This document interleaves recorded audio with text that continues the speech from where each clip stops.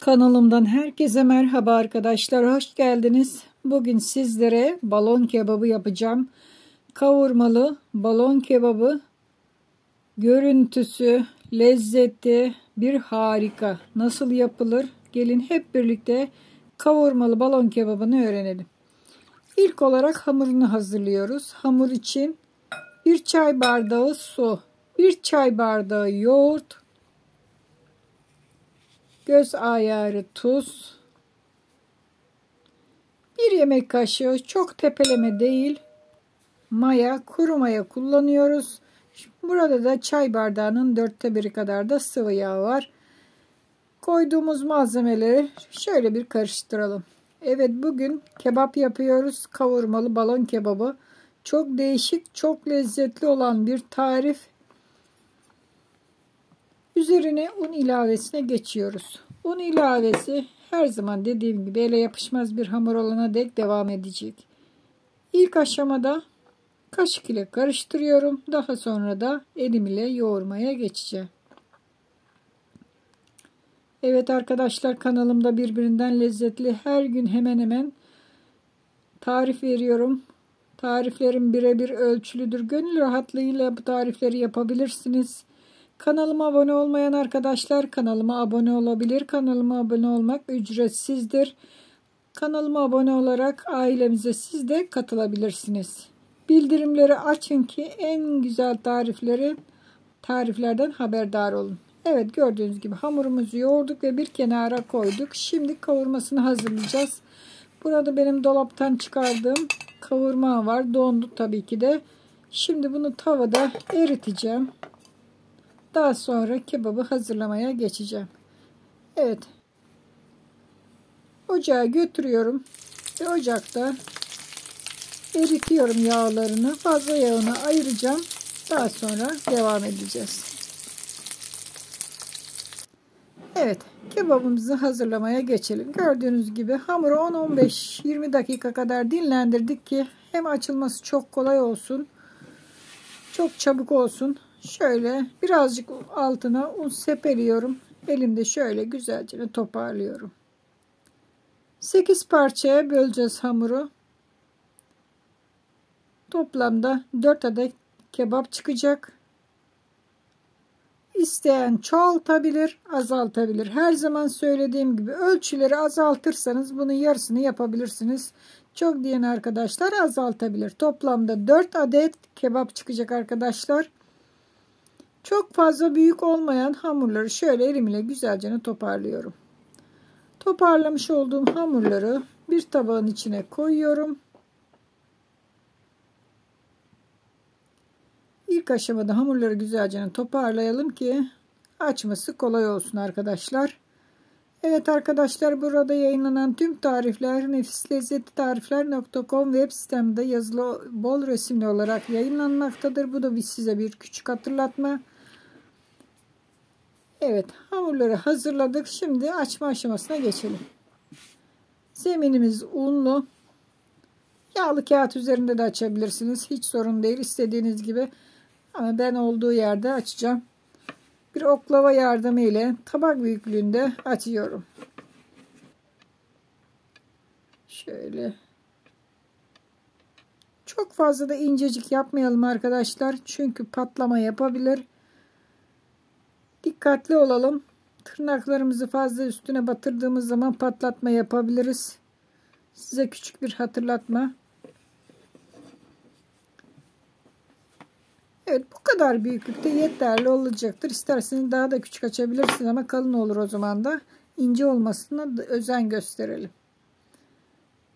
Diğer hamurları da aynı şekilde hepsini açacağım.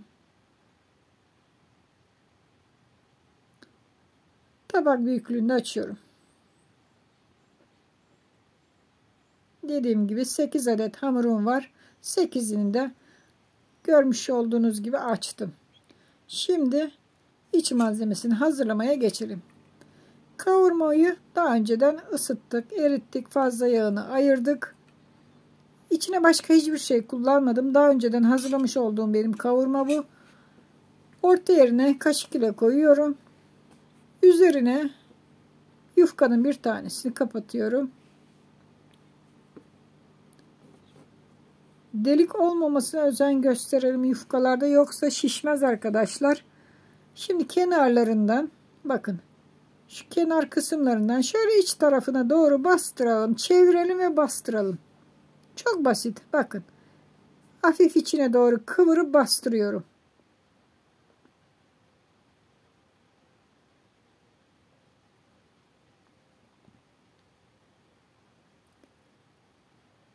Değişik bir tarif arıyorsanız arkadaşlar, bu tam size göre. Hem göze hitap eden, görüntü muhteşem oluyor, hem de lezzetli, midenize hitap edecek harika bir kebap. Evet, gördüğünüz gibi ufak bir delik bırakıyorum arkadaşlar. Bu delikten pipet ile şişireceğiz. Şimdi hazırlamış olduğum yağlı fırın tepsisine koydum. 2 tanesini hazırladım. Şimdi şişirme aşamasına geçeceğim. Benim fırın tepsim 2 tane aldı. Diğerlerini de diğer fırın tepsisine hazırlayacağım. İlk aşamada 2 tanesini hazırlıyorum. Üfleyerek şişiriyoruz ve balon gibi kabarıyor. Bakın, elimiz ile bastırıyoruz hemen ki havası çıkmasın. Tekrar o kısmı içe doğru kıvıralım. Bakın bu şekilde oluyor. Çok fazla ince atmayın, şişirirken patlar. Hatta bir de tırnaklarınıza dikkat edin. Hani ufak bir delik olduğu zaman oradan havası çıkacaktır ve bu şekilde kabarmayacaktır. Bu da size bir hatırlatma arkadaşlar. Diğerini de aynı şekilde şişiriyorum. Hemen fırına vereceğim zaten pişirmek için. Diğer kalan 2 tanesini de daha sonra devam edeceğim. Çünkü ya bunu bekletmek istemiyorum. Gördüğünüz gibi hazır. Bunu da şişirdik. Görüntü muhteşem. Evet. Şimdi üzerine yumurta sarısını süreceğiz. Bir miktar sıvı yağ karıştırdım yumurta sarısına. 1 adet yumurtanın sarısı var burada.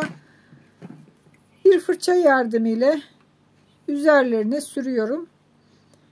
Her dediğim gibi daha önceden, yine çok dikkatli sürelim. Fırçamız sertse patlatabilir. Yavaş bir şekilde, hatta bakın üzerine hatta sepeleyerek sürüyorum ki bastırmıyorum ki patlamasın. Diğerinde aynı şekilde yumurta sürüyorum. Yavaş bir şekilde, yine üzerine fazla bastırmadan kebabımızı hazırlıyoruz. Evet, şimdi 200 derece fırına pişmek üzere balon kebabını götürüyorum. Kızardığı zaman fırından hemen alacağım. Evet, gördüğünüz gibi balon kebabımız pişti. Nasıl kabardıysa, şişirdiysek aynı şekilde pişti arkadaşlar. Şimdi üzerine bir miktar sıvı yağ süreceğim. Çok az, bakın fırça yardımıyla hem parlaklık verecektir hem de kabuğunun böyle dağılmasını engelleyecektir.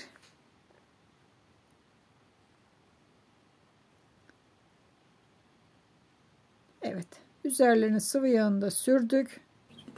Şimdi keselim, bir tanesini açalım arkadaşlar. Bir bıçak yardımıyla bakın döne döne keseceğiz.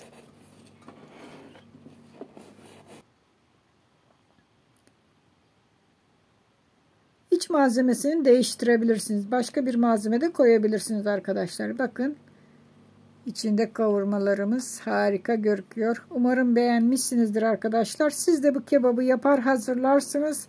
Tariflerimi beğeniyorsanız beğen tuşuna basın.